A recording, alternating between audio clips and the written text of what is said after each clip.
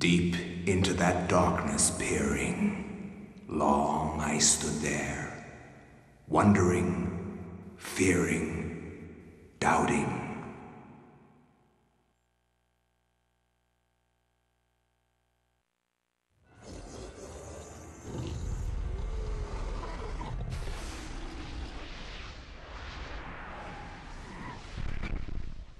Nintendo.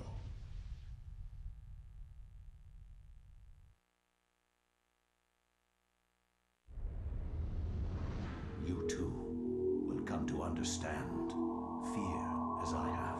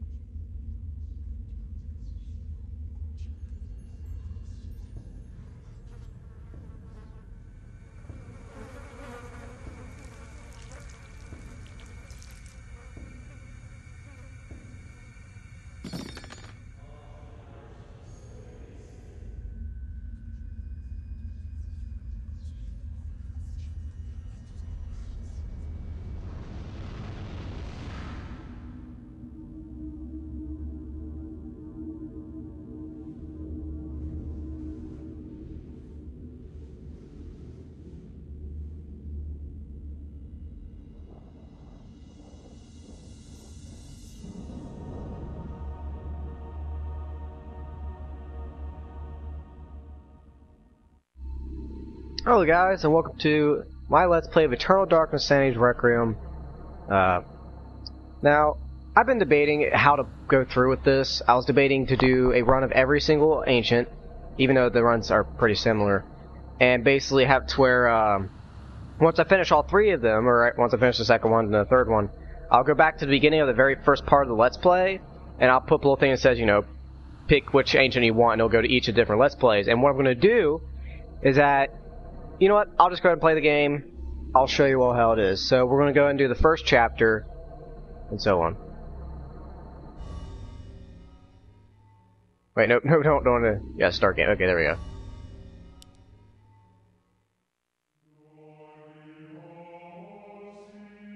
Flesh, bone, bound together with the oddest magical incantation. This wretched book is where it all began so long ago. Before time, before humanity. I am Dr. Edward Roivas. I am a clinical psychologist. I am also dead. This is not my story, nor even the story of the Roivas family. It is the story of humanity. Like it or not, believe it or not, as you will. Your perceptions will not change reality, but simply color it.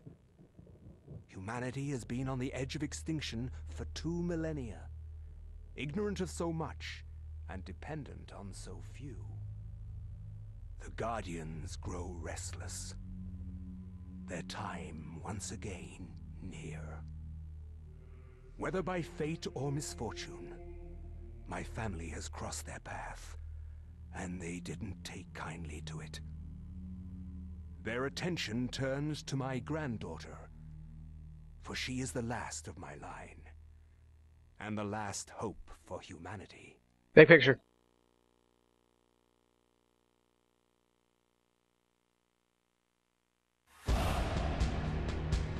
And here we are, guys. I can't really explain much. This is very short, so give me a second.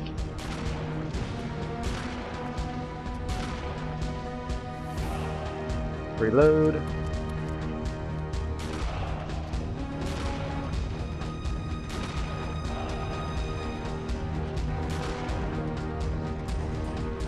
Nah, I just shot y'all's heads off.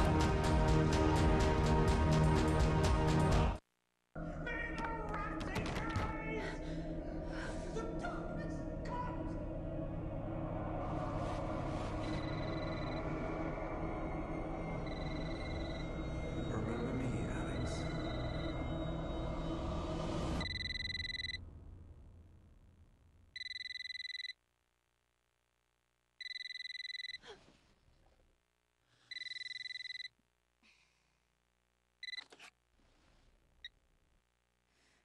Hello?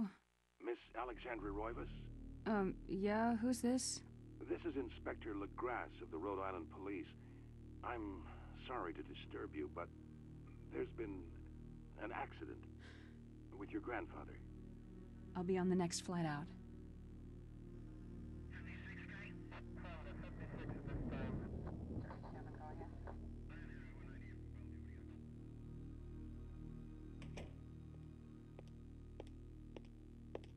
Ah, Miss Roivas, I'm pleased to meet you. I trust you had a pleasant trip? Yes, I suppose so, considering. Yes, my condolences. This is most unpleasant. It's a shame we couldn't meet under brighter circumstances. Yes, it is. Can we get this over with, please? Of course, this way. But I must warn you, it's not a pleasant sight. I'm afraid there's not much to see.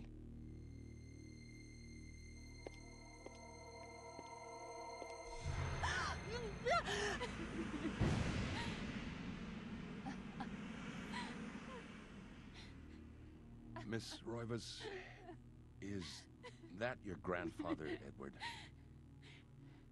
Yes, it's him. He's wearing our family ring. I don't understand. Why are you showing me this? Can't you check dental records or something? What is wrong with you? I'm sorry. It's my job, lady. You're the only living relative, and no, we can't check dental records. There's no head. None of this makes sense. There's no sign of intrusion, and there was certainly a lot of force used here. I have never seen anything like this in my 20 years on the force. We have no evidence except for the body, and what's left doesn't say much.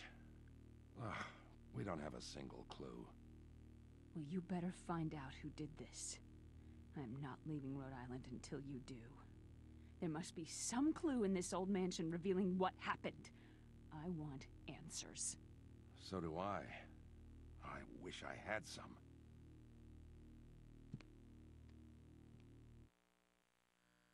Okay. Alright guys, we are now past that scene. I will read these.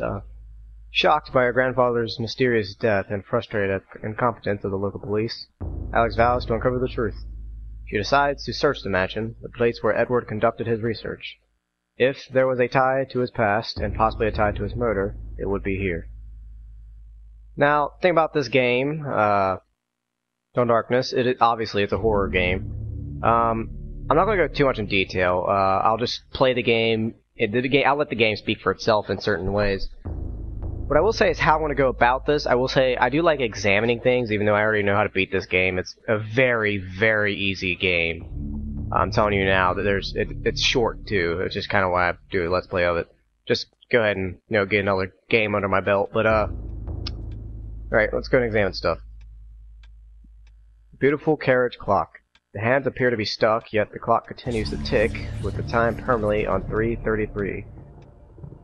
There is a key in the back of the clock, presumably for winding it. But Alex, look at the key. Alex picks up the desk clock and pulls the key from it. However, there is something odd about the key. It isn't for winding at all. It looks like a dresser key. Ooh, dresser key. Scary, scary, scary. Okay.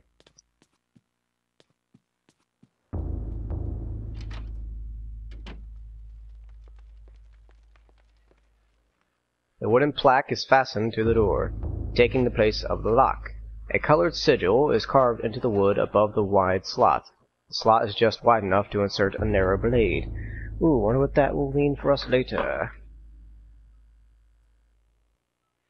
And those symbols up there, they are important in this game, so you may want to keep note of them. And one thing, keep in mind of what this one looks like. Just do a quick mental picture of what that symbol looks like. It'll show you a major game mechanic later. Or you can just, go back to this video and see what it looks like.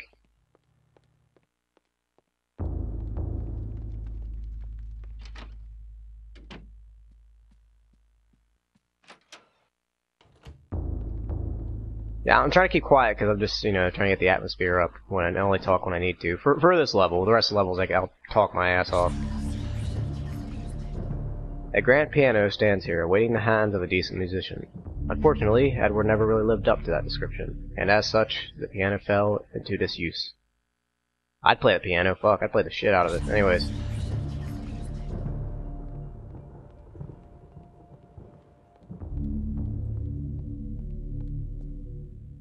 You can barely see it. Those are the symbols I'm talking about. You can't really see it, but the middle one, it's not due to brightness, it's actually mostly in the game. The middle one is the one that was on the door that we seen earlier. The illustration features a collection of strange line designs related to each other in a manner. There appears to be some significance to it, but it isn't particularly evident. I do know a lot about this. I already know all the crap about this game, beaten a million times, but I just want to let you all discover it yourselves while watching this, so I'm not going to reveal too much for you all. For example, I know... Oh no, if I said that, I'd reveal too much. Alright, let's go up here. Oh yeah, controls, basic controls, right trigger, lets you aim, specific body parts, A is attack, B is to interact, left trigger lets you run, X, sneak, I never fucking use it, Y does nothing. And then your D-pad, you can cast spells later on. But you can't do that till a couple chapters in, so don't worry about that. Door's locked. Yeah, just explaining stuff about the game. Key to the chest at drawers or dresser.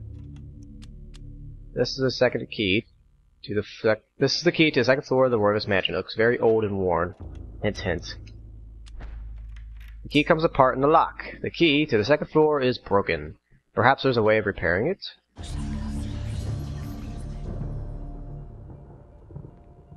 Hint, hint. Portraits of the ancestral Royvis line the foyer walls. Their faces reveal a dark, brooding edge. There's something about each one that gives the viewer an unsettling feeling. They kinda do. Alrighty, and let's go down here. Nothing. Door's locked. We won't be going in there for a while. Let's go back here. Examine, examine, examine.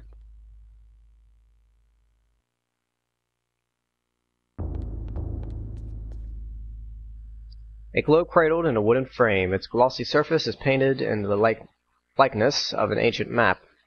A lens is situated in the northern hemisphere, above a label that reads, "There be dragons here." Is that the map of Skyrim? Nah, I'm fucking with you. Obviously an antique, the telescope stands testament to Edward's I don't know why I can't read today. Aesthetic taste. I don't know. Its lensed eye stares emptily at the ceiling as if awaiting future use. Well, I am off from reading today. Normally I have no problem reading that crap, but I'm just fucking off.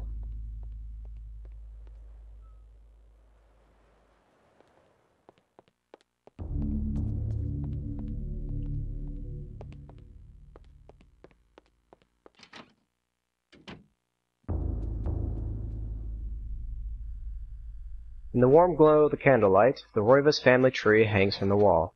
Shadows flitter across its surface, obscuring the detail. If one looks closely, the family's secrets are revealed. Huh.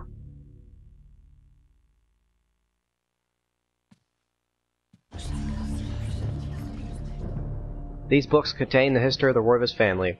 Genealogy, birth and death records, deeds, and rights, I guess.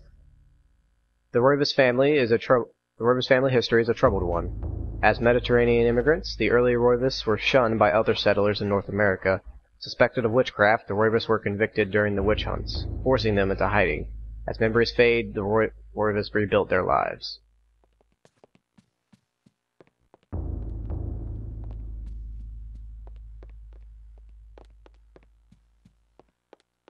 Nothing else here to examine. Okay, here we go. The books in this corner seem to focus on the supernatural. Writings of Poe, Lovecraft, the poetry of Blake, and art of Bosch. I think that's how you say it, Bosch. I guess so. Everything with a tie to ethereal horror or fantasy. It is all here, a reference to the library to the arcane. Was this Alex's grandfather's secret hobby? Yeah, that's a reference. This game is highly inspired by those books, so just so you all know.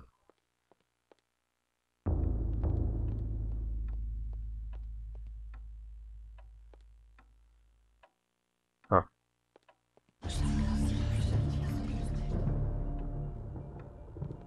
Seriously, what? Like, there's no significance to this painting in the game. I'm just sitting here staring at, like, what's the point of it? Kinda creepy.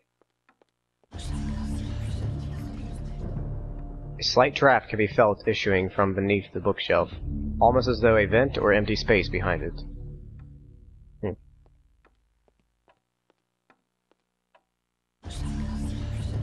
This looming grandfather clock seems to stand ominously in the corner, gazing on this empty room with almost patriarchal air.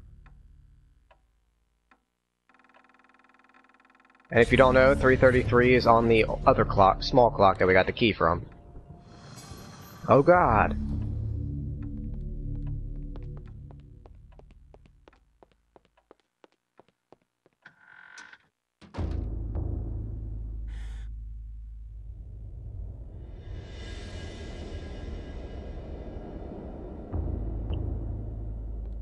Book. Let's examine this up before we touch it. An aged page set inside a glass frame hangs on the wall. An insane scribbling covers the page, incomprehensible to Alex. Perhaps if Alex had some kind of tome, it could be deciphered. Hint, hint, there's a tome right there on the table. A small shrine of candles. Their placement appears to be very deliberate, matching the etchings tables on the wall's illustration. The candles are unlit. A diabolic drawing of a stack of human bodies, each one cemented into place. What twisted psyche could have executed this drawing? Though disturbing, it is meticulously rendered down to the subtlest detail. The precise anatomy of the fractured bones and convolutions of spine and ribs entwine into a mesmerizing sight.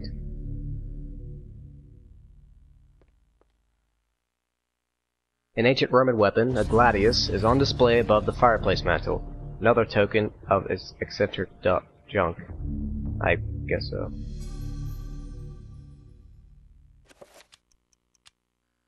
This is a gladius, the standard weapon of the Roman army. A short, double-edged sword with a sharp triangular point. The gladius was designed primarily for hacking and chopping at the enemy, but could be used to pierce armor as well. This is a bizarre drawing of a cyclopean city. Its immense structures are bathed in unnatural fog. The detail is incredible. As Alex studies it, she can almost imagine the city's inhabitants. Ready? A painting of a jungle-surrounded building. It seems to be a temple in Asia, perhaps from Thailand or Cambodia. This looks like some kind of mask. The face is serene to composure, with a faint hint of a smile tugging at the corners of the mouth and eyes closed in deep meditation. You can hardly see that, but it's... I might need to... Yeah, I'll need to increase the brightness here. Sorry guys, I'm really sorry for this. Let me, brightness adjust.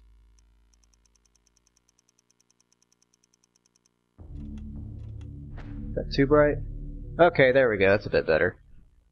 I think it's darker on the recording. Yeah, it's definitely darker on the recording. Sorry guys, my bad.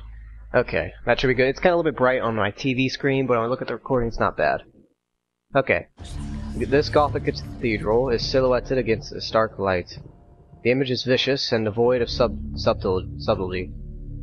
Every brushstroke echoes spikes of architecture, imbuing violent feeling, as though the building itself is a harsh imposition on reality. A grim picture, indeed.